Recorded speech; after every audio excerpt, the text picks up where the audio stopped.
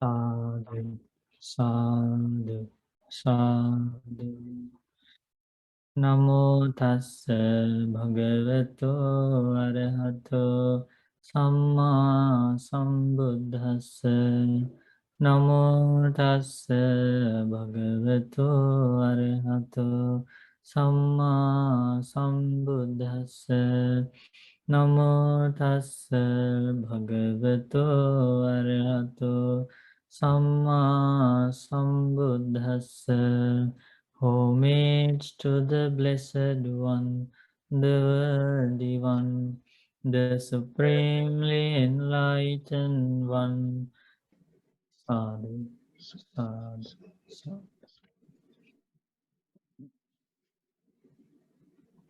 So we pay homage to the Blessed One, the Supreme Buddha. Sadhu, sadhu. We pay homage to our teacher, Lukusami Maharaj. Sadhu, sadhu. I think we were discussing about the Kundalini Sutta, and Buddha taught about deep Dhamma to a wanderer named Kundalini, and we learned about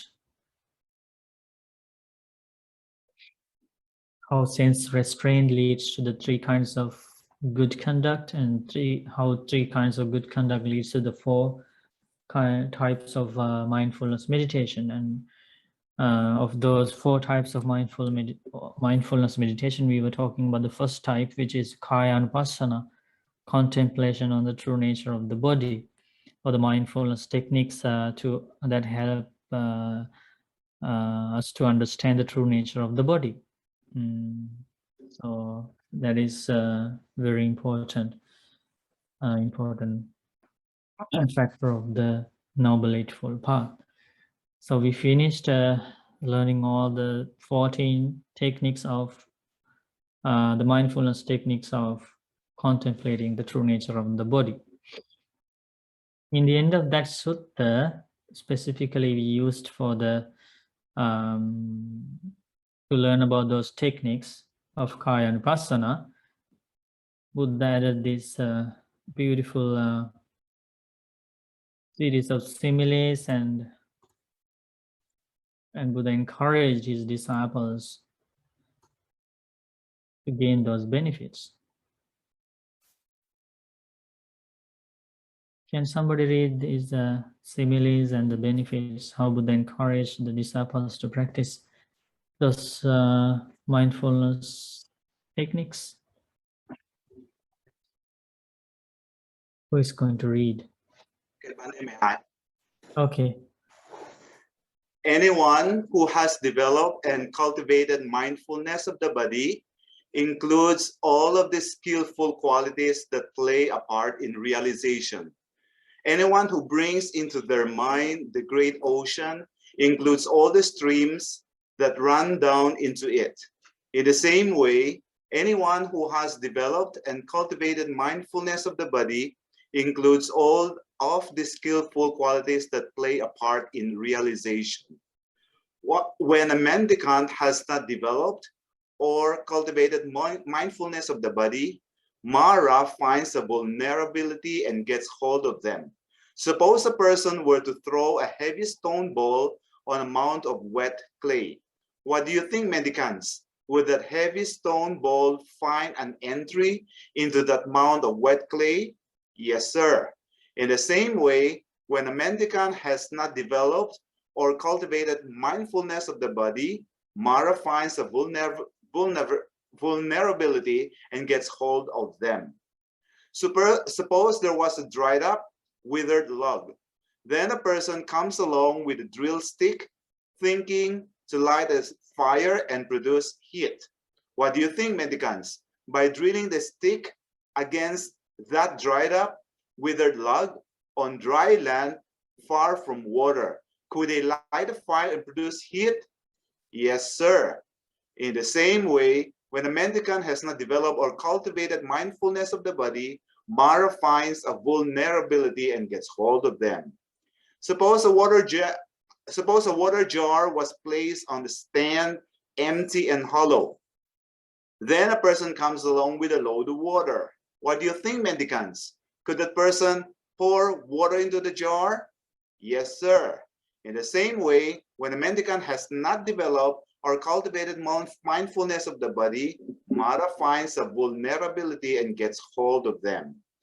When a mendicant has developed and cultivated mindfulness of the body, Mara cannot find a vulnerability and doesn't get hold of them. Suppose a person were to throw a light ball of string at a door panel made entirely of hardwood. What do you think, mendicants? Would that light ball of string find an entry into that door panel made entirely of hardwood? No, sir. In the same way, when a mendicant has developed and cultivated mindfulness of the body, Mara cannot find vulnerability and doesn't get hold of them. Suppose there was a green, sappy log. Then a person comes along with a drill stick, thinking to light a fire and produce heat. What do you think, mendicants? By drilling the stick against that green, sappy log on dry land far from water, could they light a fire and produce heat? No, sir. In the same way, when a mendicant has developed and cultivated mindfulness of the body, Mara cannot find a vulnerability and doesn't get hold of them. Suppose a water jar was placed on a stand full to the brim so a crow could drink from it. Then a person comes along with a load of water. What do you think, mendicants? Could that person pour water into the jar? No, sir. In the same way, when a mendicant has developed and cultivated mindfulness of the body, Mara cannot find a vulnerability and doesn't get hold of them. When a mendicant has developed and cultivated mindfulness of the body, they become capable of realizing anything that can be realized by insight, to which they extend the mind in each and every case. Suppose a water jar was placed on a stand full to the brim so a crow could drink from it. If a strong man was to pour it on any side, would water pour out? Yes, sir. In the same way, when a mendicant has developed and cultivated mindfulness of the body, they become capable of realizing anything that can be realized by insight, to which they extend the mind in each and every case. Suppose there was a square walled lotus pond on level ground, full to the brim so a crow could drink from it. If a strong man was to open the wall on any side, would water pour out? Yes, sir. In the same way, when a mendicant has developed and cultivated mindfulness of the body, they become capable of realizing anything that can be realized by insight, to which they extend the mind in each and every case. Suppose a chariot stood harnessed to thoroughbreds at a level crossroads with a goat ready. Then a deaf horse trainer, a master charioteer, might mount the chariot, taking the reins in his right hand and goad in the left. He'd drive out and back wherever he wishes, whenever he wishes. In the same way, when a mendicant has developed and cultivated mindfulness of the body, they become capable of realizing anything that can be realized by insight, to which they extend the mind in each and every case. You can expect 10 benefits when mindfulness of the body has been cultivated, developed, and practiced. May the vehicle and the basis kept up, consolidated, and properly implemented. They prevail over desire and discontent, and leave having mastered desire and discontent whenever they arouse. They prevail over fear and dread, and leave having mastered fear and dread whenever they arouse. They endure cold, heat, hunger, and thirst, the touch of flies, mosquitoes, wind, sun, and reptiles, rude and unwelcome criticism, and put up with physical pain, sharp, severe, acute, unpleasant, disagreeable, and life-threatening. They get the 4 absorptions, blissful meditations in the present life that belong to the higher mind when they want, without trouble or difficulty. They wield the many kinds of psychic power, multiplying themselves and becoming one again. They control the body as far as the Brahma realm. With clairaudience that is purified and superhuman, they hear both kinds of sounds, human and divine, whenever, whether near or far. They understand the minds of other beings and individuals, having comprehended them with their own mind. They recollect many kinds of past lives with features and details. The clairvoyance that is purified and superhuman, they see sentient beings passing away and being reborn, inferior and superior, beautiful and ugly, in a good place or bad place. They understand how sentient beings are reborn according to their deeds. They realize the undefiled freedom of heart and freedom by wisdom in this very life.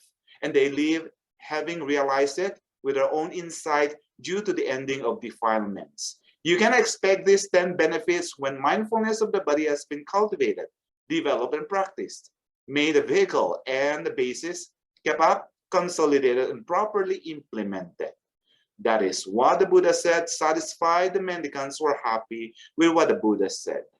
Sadhu, Sadhu, sadhu, sadhu. sadhu. We rejoice in you reading the word of the Buddha. So there are 10 amazing benefits here. Did you see that? Did you hear that? 10 amazing benefits of practicing the 14 types of 14 mindfulness techniques of Kaya Anupassana. Do you like to gain any of these benefits? Which one you need?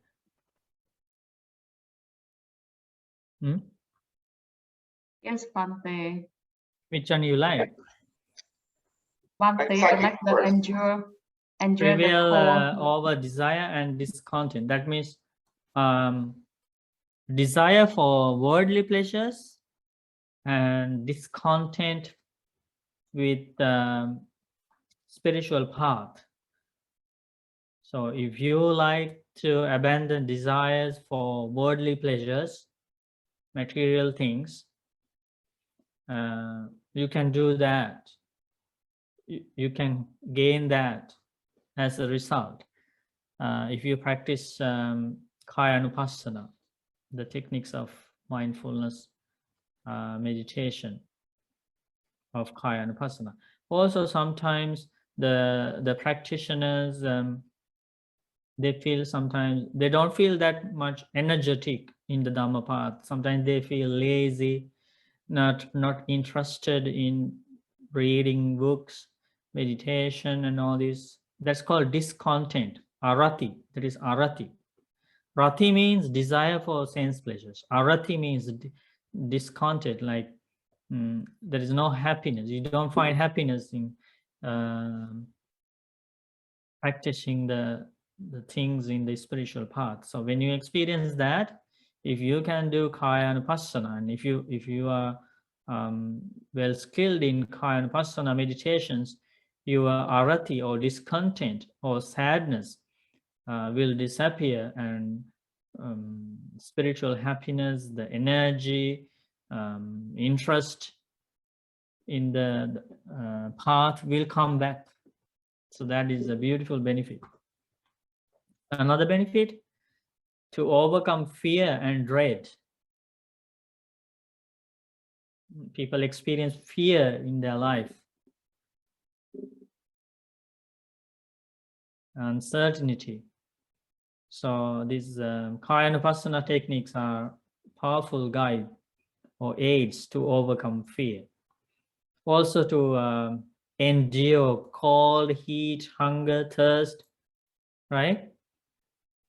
So you can bear those things, you can face ups and downs of life, and also rude and unwelcome criticism. If you, Buddha teaches, this is a benefit of practicing Kaya Anupassana meditation techniques. You know, you can still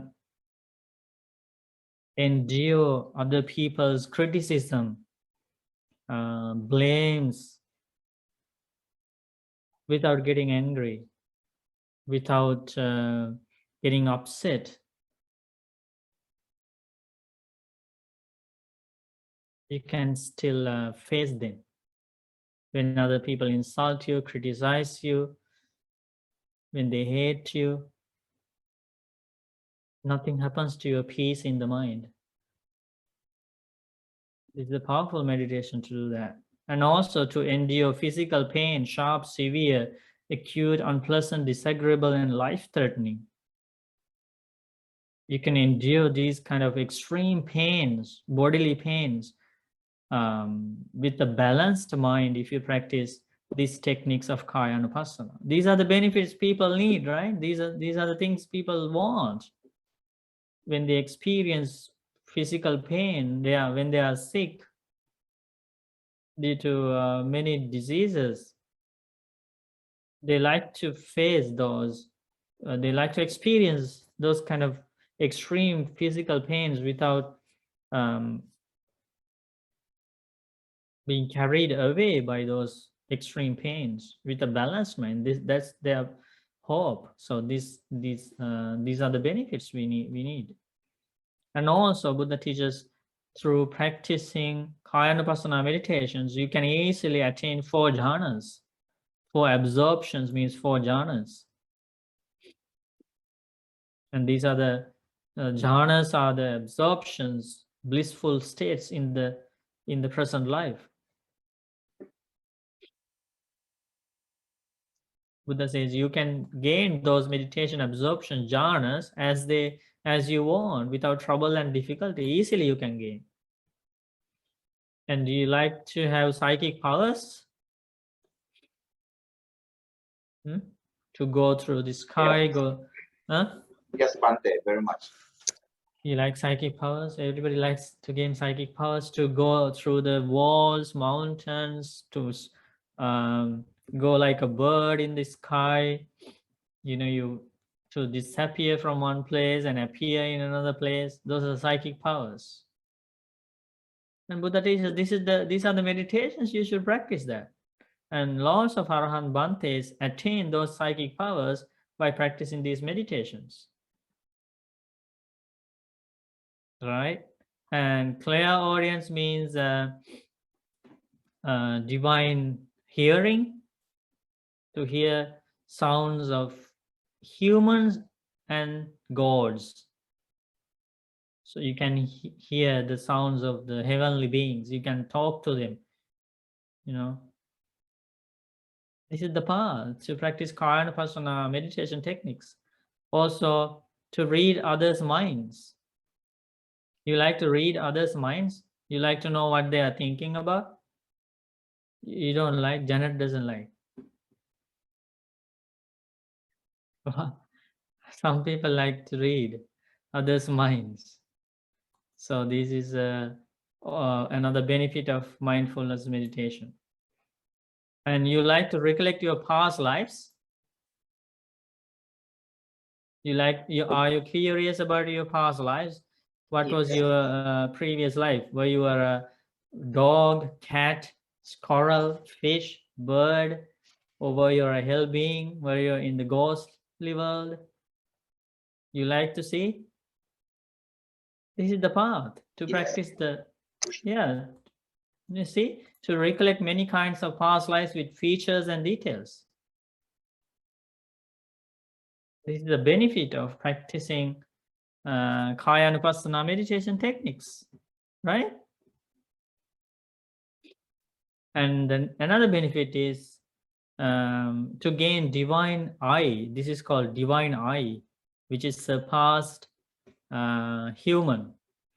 And what do we need divine eye? To see other beings passing away and reborn, to see what happens when somebody dies, right? Whether that person took rebirth as an animal, as a hell being, as a ghostly being, or whether that person has been reborn as a human being or as a god or goddess. How to see that? you need the divine eye, and you can gain that by practicing Kaya Anupassana meditation techniques. And you can see how some people are inferior, some people are superior, some people are beautiful, some people are ugly. You know, some people are in good worlds, such as human world and heavenly world.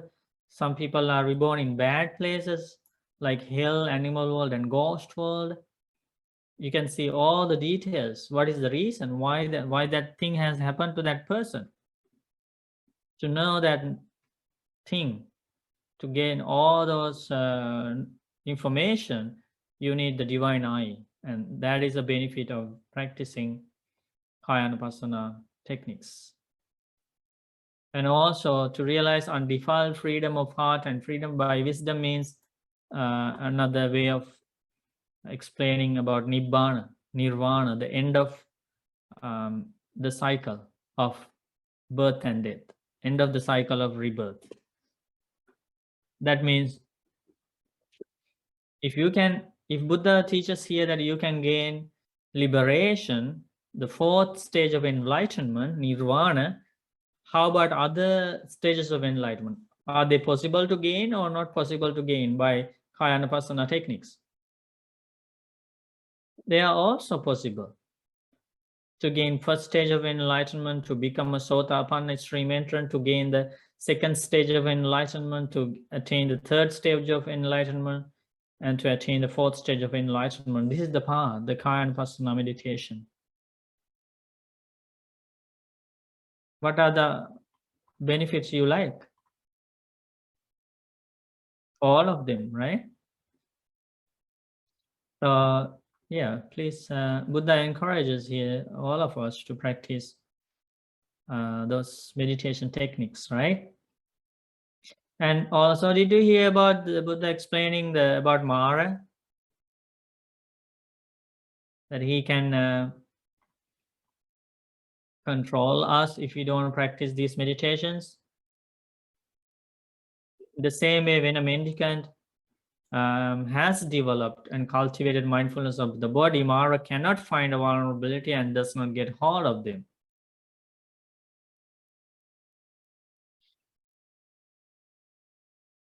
So that's also another very powerful shield.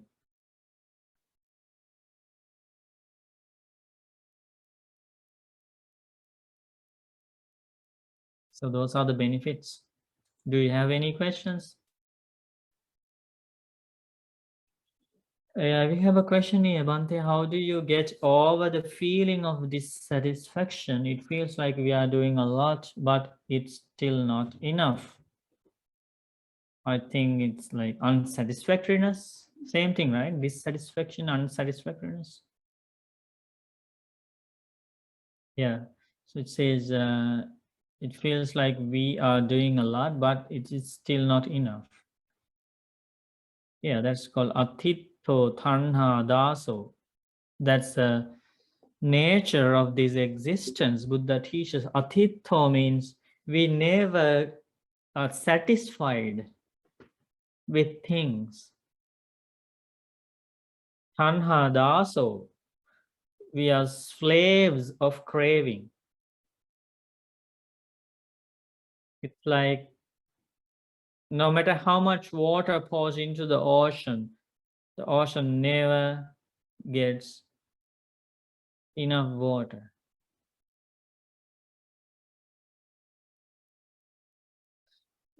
That is the nature of this mind. The only way to get over this feeling of dissatisfaction or unsatisfactoriness is to focus on the goals of the spiritual path.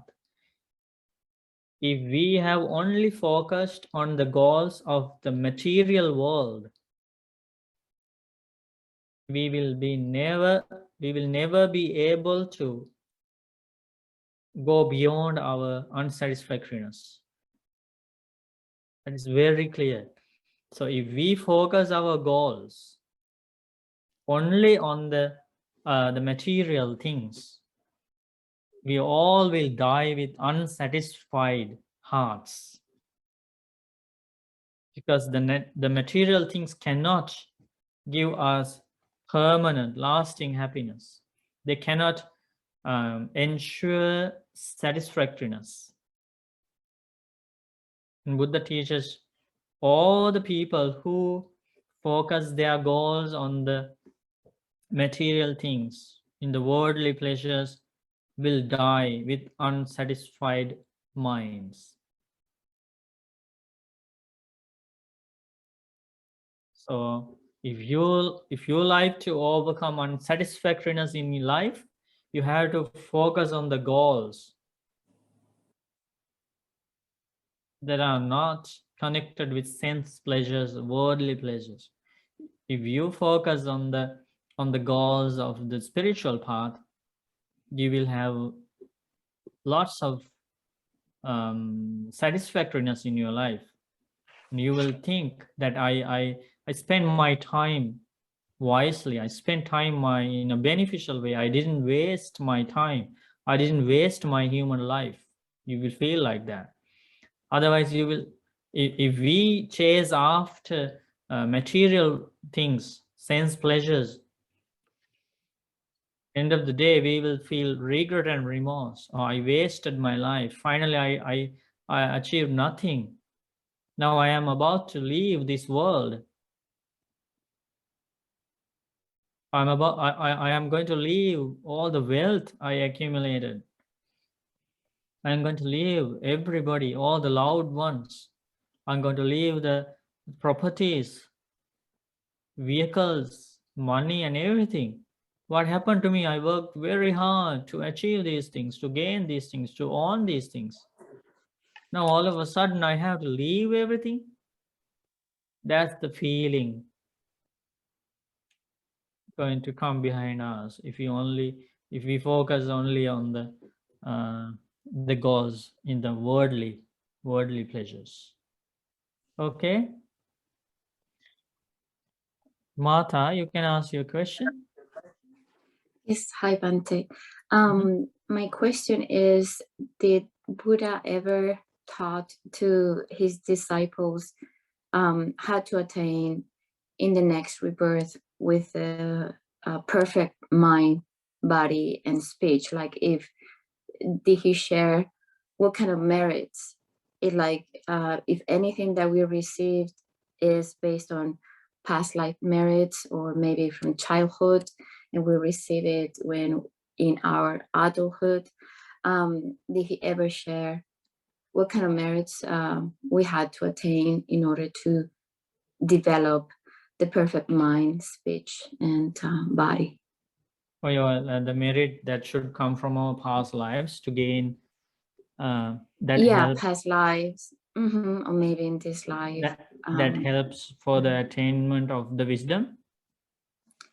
Correct, and leading to nirvana. Like if we're all listening the Dhamma and give us opportunity to continue developing, and maybe next life we still have to continue to be born because we have not completed all our wisdom. And if that wisdom is based on merits, based on actions, did he ever specify what kind of merits the human has to develop, to attain? What kind of merit has to do in order to attain the perfect mind, speech, and body? Yeah, so let's try to find some answers for that. If you go to so now I'm going to this website to find a sutta about that. So now you can see we are on the suttafriends.org, the website, and we go here. Kuddaka, should be Kuddaka Pata. And we go here, Nidikanda Sutta.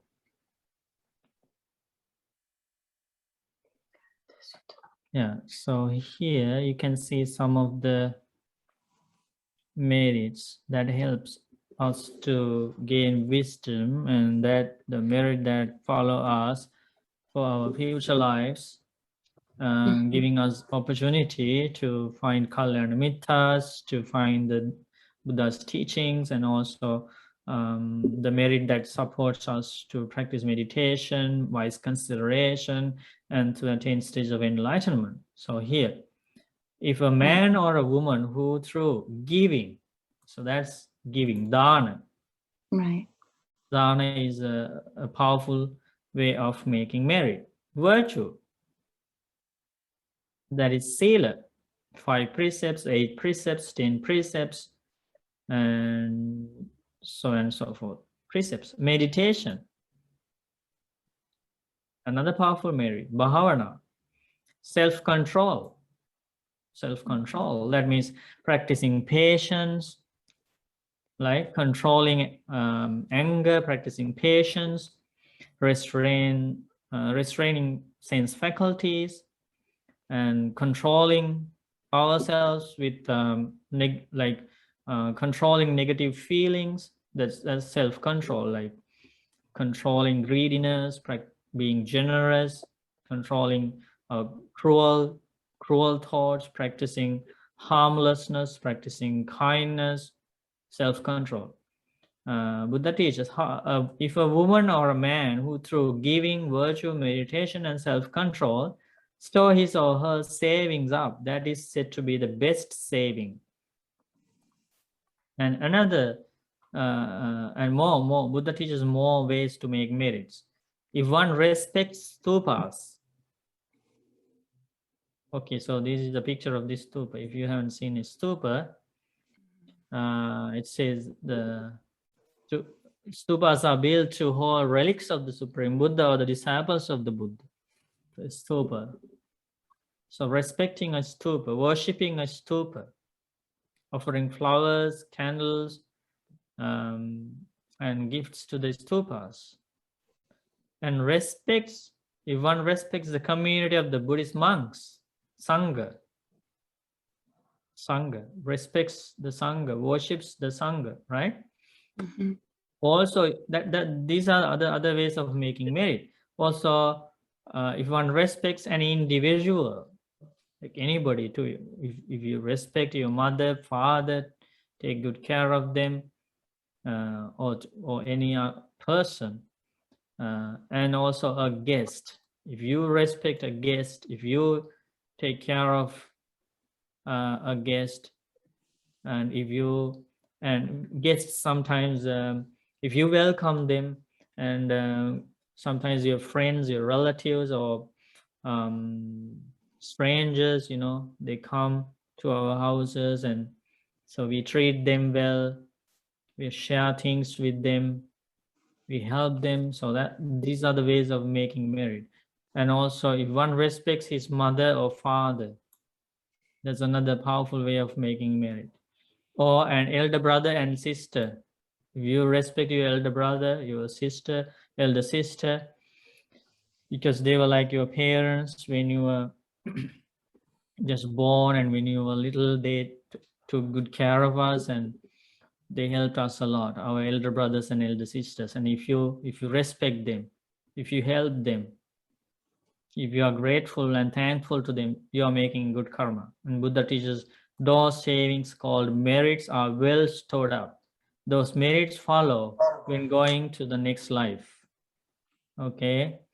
And what happens? The wise person should make merit, for that savings follow one alone. That saving satisfies every desire of gods and humans. Whatever they wish for, through this merit they receive all. What do you like to gain? Okay, these are the worldly benefits, we can say. A gorgeous look is a result of merit. A sweet voice, a beautiful body, power, many friends. Through this merit they receive all. Leadership in a community, another result of merit. A human kingship, to be a president of a country or leader of a community, or a prime minister of a country, as a human kingship. And whatever happiness a universal king has, universal king or wheel-turning monarch. After a long time, such a king appears in this world, but not rare as Buddha's appearance, but universal king's appearance is also rare, and they rule the entire earth, all the countries. That's the all the countries are under his control. So he is the king to everybody on earth. That's the universal king. Also kingship in heavens. To go to heaven, there are so many heavens, and to be a leader of one heaven, through this merit they receive all. Human pleasures, divine pleasures, even Nibbana, the end of suffering. Through this merit they receive all.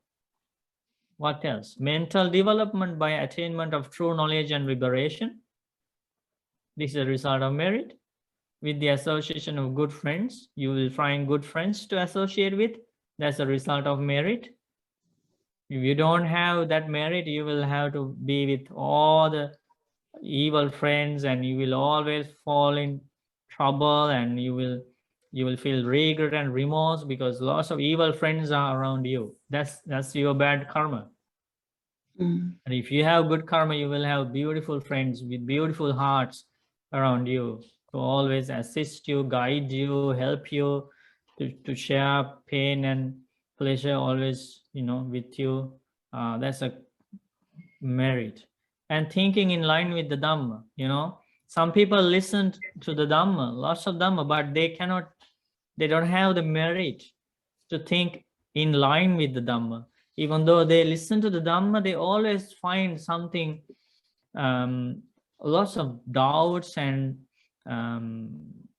they don't have that merit to make their views straighten by thinking in line with the teachings of the Buddha. They find some, things that lead to arguments and doubts. Those are the things they always find after listening to a Dhamma talk. They don't have that merit to think in line with the teachings and understand things clearly. Also, continuation of wholesome qualities. So this is another result of merit. Some people, they develop some wholesome qualities, but unfortunately they don't have the merit to continue with the spiritual path. They go halfway or whatever, and they drop. They lose the path. To continue with the practice of developing wholesome qualities, you need merit. Through this merit, they receive all. More than that, the higher spiritual attainments, jhanas, stages of enlightenment, the liberations, and the enlightenment of the disciple of the Buddha to become an arahant, awakening of a private Buddha to be a Pacceka Buddha, the awakening of a fully enlightened Buddha to be a fully enlightened Buddha. Through this merit, they receive all. So this is of great benefit, that is to say, that accumulation of merit. Therefore, the wise and intelligent always praise the making of merit. Good? Very good, thank you, Bhante. So you mean that when they get distracted or unfocused, and is because they have not created merit enough to go all the way to the end, to complete their journey. If we have merit, it's that's a great help. Yeah. Bhante, Namo Buddhaya, Bhante. But Buddha always asked us to doubt everything, even the Dhamma. He said that if you don't understand it, try to understand it, ask as many questions as you can, and only when you understand it, then accept it, right? So you have to doubt in order to understand, like you have to ask questions. I don't think blind faith works, right? Yeah, asking questions is okay, but some people, even though they ask questions like thousands and millions of questions, they still don't get things clarified. It's not the fault of the Dhamma, or it's not the fault of the person who clarifies. It's just they don't have that enough merit Mhm, to absorb the answer. mhm. No, for sure. Yeah. Yeah, Thank you, Bante. good. Thank you, Bante. Mhm.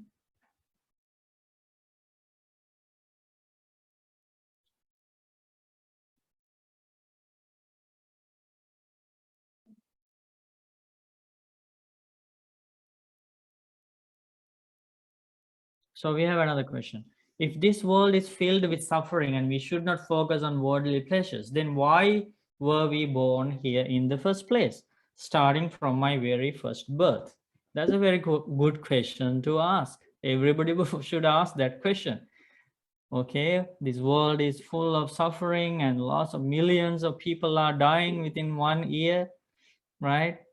And they all end up in a plastic bag and everybody is buried or burnt very quickly. Everything disappears, have to be separated from loved ones. So why did we come to such a world? Everybody should question. Isn't it cruel to subject us to all these temptations only for us to ultimately give them up? Yeah, that's the same feeling the Prince Siddhartha had. That's why he wanted to find a path to liberation. He was sad. He was very upset when he saw what was going on, what was happening to people. They are getting sick. They are aging. Suddenly they have to leave everything, all the loved ones, relatives, parents, friends, everything behind and go. This was the same question Prince Siddhartha had. What are we doing here? Like we work so hard to gain these things, to achieve these things, and suddenly they are taken from us. What is happening here? Yeah, so that question led Prince Siddhartha to renounce the palace, the worldly life, and find a new path called the Noble Eightfold Path, middle path, avoiding the extremes of self-modification and indulgence of sense pleasures. He discovered after became the Buddha, the middle path, the Noble Eightfold Path is the only way to put an end to this cycle of rebirth.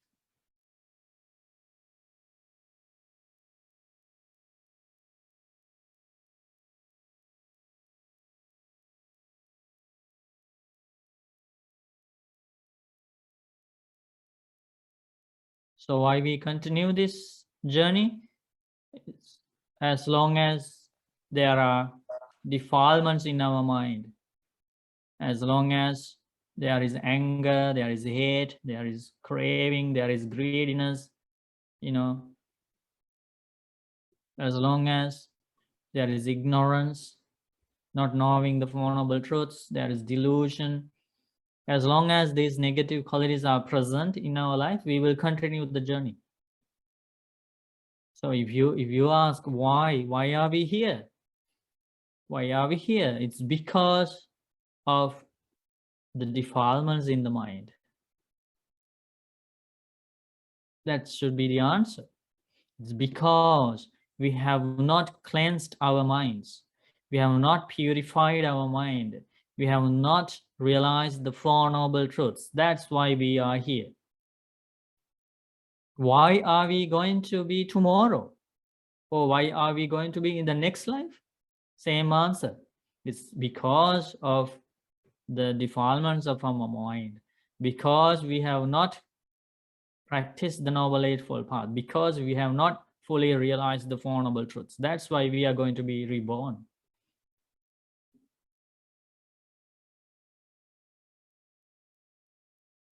What is your next question, Martha?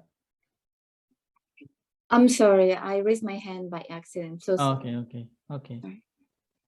Sorry, Bante. I have a lot of questions. I'm asking a lot of questions today. That's okay. Sorry. So Bante, so I was born with defilements then, right? I was born with Correct. defilements, which is Correct. why I'm here, right? Correct. So even as a baby, would you say the baby still has those defilements, or at some particular age they start using those defilements, and then, they start gaining karma. Yeah, Buddha has taught, no, there's no such thing that a baby doesn't make karma, and only at some point the baby starts making karma. There is no such thing. Okay. Every individual, every creature, every being, every insect, no matter which age they are in, which stage of life they are in, every second, every instant, there is an arranging of karma.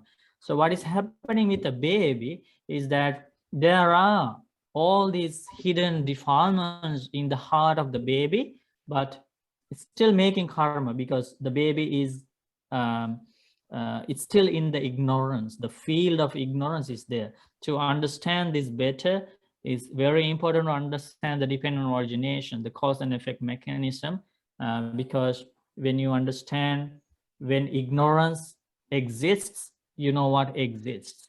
So for example, when clinging exists, you know what exists. So when clinging exists, arranging of karma exists. So a baby has not abandoned all the 4 types of clinging. Definitely there are 4 types of clinging in the life of a baby. So there is the arising of clinging and there is the arising of karma. So there is karma arranging all the time, not only in a baby's life, even in a teeny tiny creature's life, there is the arranging of karma every time. But what happens is that these defilements come to the surface, or they are kind of come into play in a matured shape only when the baby grows to a certain stage. That's why some people say like, if you give a penny to a baby, and if you give $100 to a baby, a paper, the baby would normally ignore the $100 paper and would like to take the penny, right? The coin, right? But what happens when the baby grows and understands the values? It's a different story. So there are those defilements, but they are hidden at the first stage of the life of a baby. It's not only hidden, it's only hidden, not abandoned. So the way you're saying it is that the baby in the initial life, it is hidden, or it just grows as the baby grows, like those defilements grows as the baby. Yeah, they come to the surface and they grow more. Yeah. And there is an arranging of karma, even though the defilements are not on the have not come to the surface, still there is an arranging of karma. That's why, like, let's say a mother has an abortion and the baby dies even before giving birth, right? Even before coming to the human world, the baby dies. So if there was no arranging of karma while the baby was inside the mother's womb, and if the baby were to die when there was no arranging of karma, then what happens? Then the baby should have attained nirvana. Because another name for nibbana is the zero karma stage. There is no karma arrangement in the nibbana. The mind that has attained the nibbana is free of all karma. It has attained the karma kaya, destruction of all karma. But that is not the case. When a baby dies due to an abortion, let's say, for example, definitely the baby gets reborn in a different place according to the next karma. So the karma which helped the baby to come into a mother's womb was over. Whatever comes next as the karma, maybe the baby had the barely enough karma to come to a mother's womb. That was all, but not to be born as a child. The baby had only that karma to come to the mother's womb, human mother's womb. And then the baby passed away. And the next karma coming behind the baby is to be born as a hell being. So as soon as the mother has an abortion here and the baby dies, the baby's next life is a hell being. The baby is born as a hell being. But the baby didn't do anything here, any bad karma here. That karma came from past lives.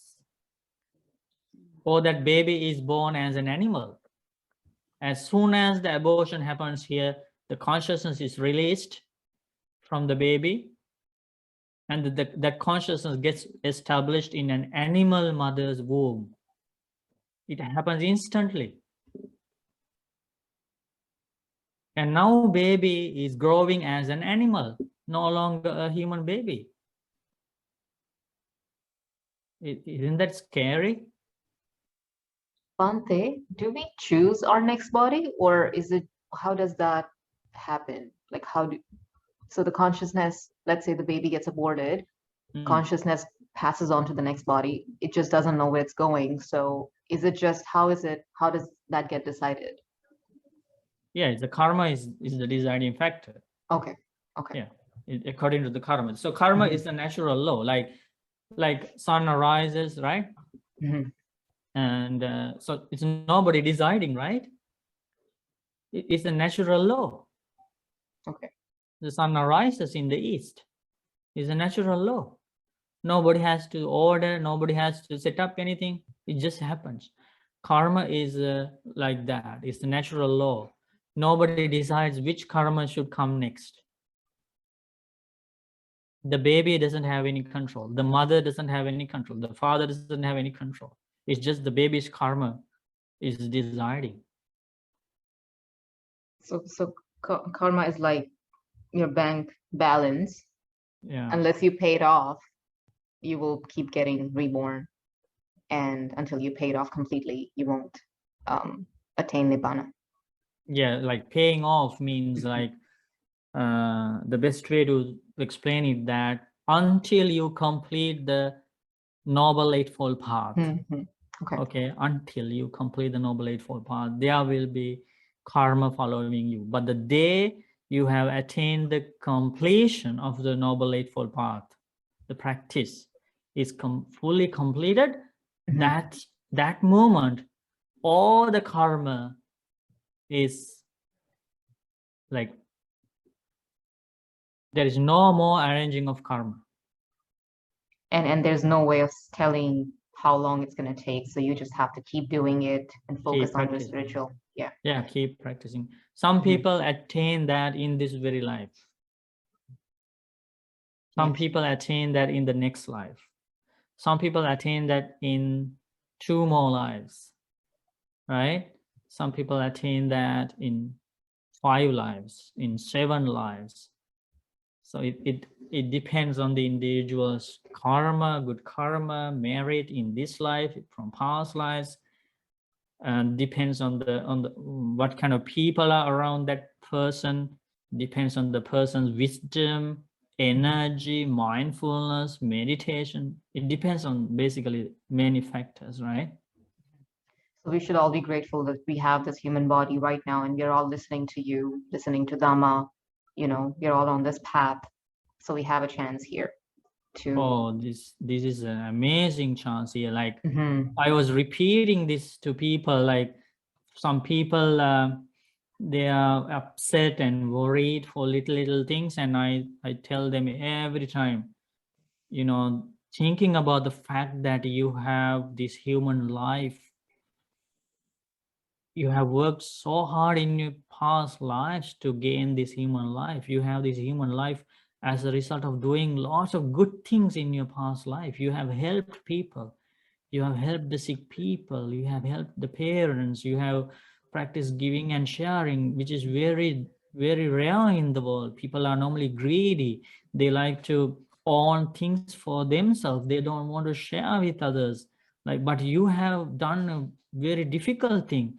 You have given things to others. You have shared things with others. It's very easy to get angry and yell at others, but you have practiced a difficult thing. You have practiced patience. You have practiced kindness. You have practiced forgiveness.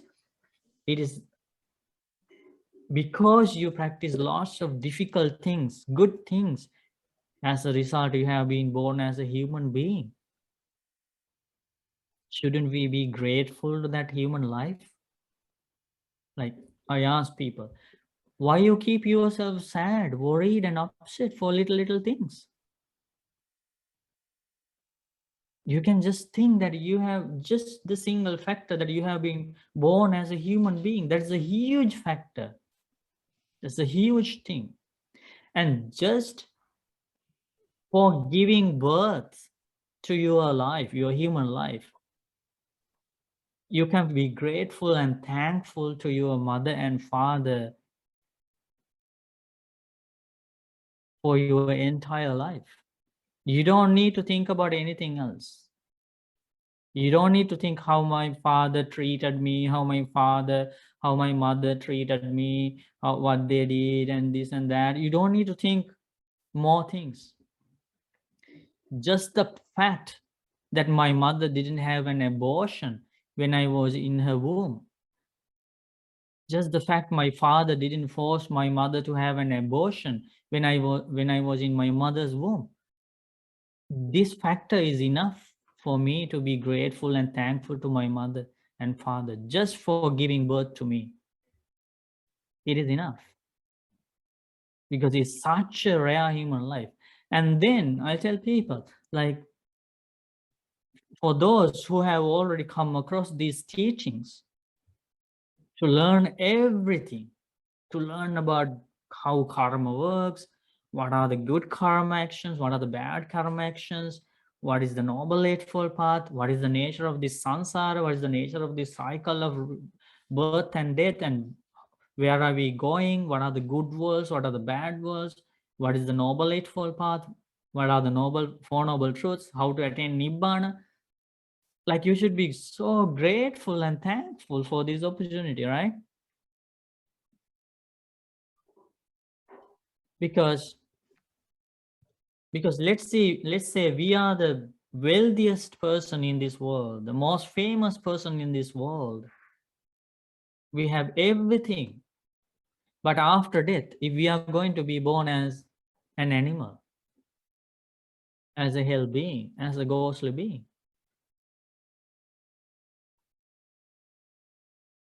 what is the point of achieving all those things in our life? But this opportunity with the Dhamma you have here, even though you don't have anything, those things, those material things, even though you don't have friends, you don't have money, you don't have delicious food. Let's say you are a homeless person. It's okay. It's okay to be homeless. It's okay to live a poor life. It's okay to live without friends, live a lonely life. But if you have the path to escape from hell, animal world, and ghost world in your next life, you are extremely lucky. You are extremely fortunate. You should be grateful for the path you have come across. Isn't that the truth? Isn't that the way we should think about? Yes, Bhante. No, Bhante, completely. We all really needed to hear that. Yeah, thank you. Yeah. Because honestly, I used to think that way, right? Like I wanted more things. You know, I used to set goals. Like if I've achieved these goals, then I want more stuff, right? Materialistic goals all the time. I never stopped to think about that, hey, I have a healthy, able body. You know, now is the time for me to, start my spiritual journey. Never thought about that until I learned about Buddhism, right? So it's very nice, and you know, it's a very amazing feeling to realize that we all have a healthy, able mind and body to actually do this, and Yeah, we all are very grateful and blessed to have this. Thank you. yeah, we should all think like that. We are extremely lucky. Imagine we didn't have clear mindfulness to listen to the Dhamma, to contemplate about the Dhamma. Let's say we have a good body, right? A healthy body, but we don't have that capacity in the mind. We don't understand these deep things. We don't understand, we have some mental difficulties, some weaknesses in the mind. Some people are born like that. Some babies are born like that with those difficulties, right? We can't communicate these deep things with those children or with those people. But think about our good karma, that we can listen to these deep things, we can discuss, others can communicate the Dhamma with us. That's definitely is not given by somebody else. It's not given by, like, if it was given to us, that ability to have a healthy body, to see things clearly with our eyes, we can hear things clearly, we can move our legs and hands, and we can go wherever we like. If somebody else gave those things to us, then we will be grateful to that person who gave these things to us. But Buddha saw that these things were not given to us by somebody else.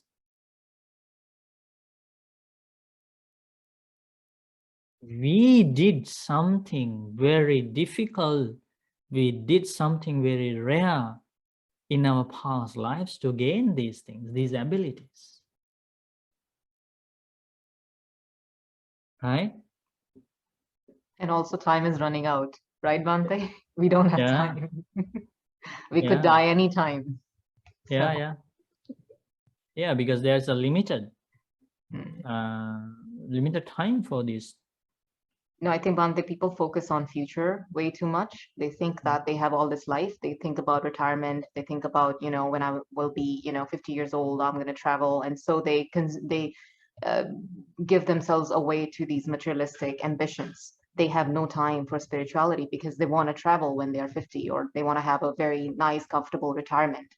Right? They don't worry about the present. They don't care what they're doing right now. As long as they get the result, they don't care about their journey. Yeah, that's not wise. Mm-hmm. That's not insightful to think like that.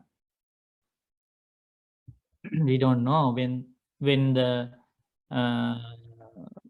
lifespan of our eyes, the sight, right, is going to over, it's going to end. We don't know our hearing. What is the lifetime of our hearing? It depends on our karma. It's not everything happens due to karma. That is not Buddhism. That's a different teaching. That was in the time of the Buddha. That teaching was there in India. Everything happens because of karma. But Buddha taught that is wrong. Not everything happens due to karma, but many things happen due to karma. Okay. So some people live long, some people have very short lifespans. Some people are beautiful, some people are ugly, some people are rich, some people are poor, some people are sickly, some people are healthy. Definitely, Buddha explains these are the actions that led to that happiness or pain.